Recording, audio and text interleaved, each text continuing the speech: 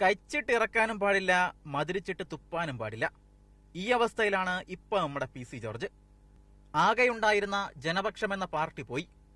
മോഹിച്ചു വെച്ചിരുന്ന പത്തനംതിട്ടയിലെ BJP സീറ്റ് അനിൽ ആന്റണിയും കൊണ്ടുപോയി.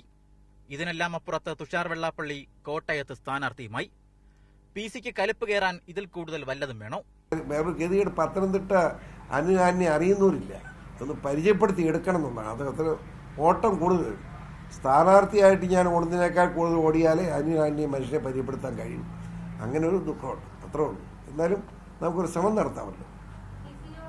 എന്തായാലും സീറ്റ് പോയെങ്കിലും PC ജോർജ് BJPക്ക് വേണ്ടി സജീവമായി പ്രചാരണത്തിനിറങ്ങുമോ? PCയോട് തന്നെ ചോദിക്കാം.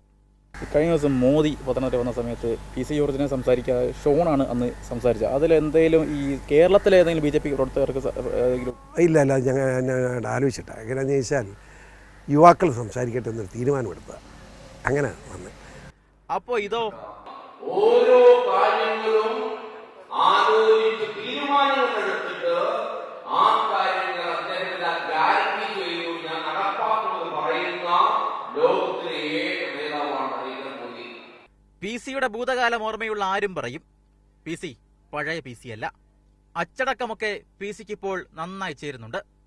എത്ര കാലം വരെ എന്നാണ് ഇനി അറിയേണ്ടത്. പ്രധാനമന്ത്രി നരേന്ദ്രമോദി പങ്കെടുത്ത യോഗത്തിലാണ് PC ജോർജ് പത്തനംതിട്ടയിൽ അവസാനമായി പ്രചാരണത്തിനെത്തിയത്.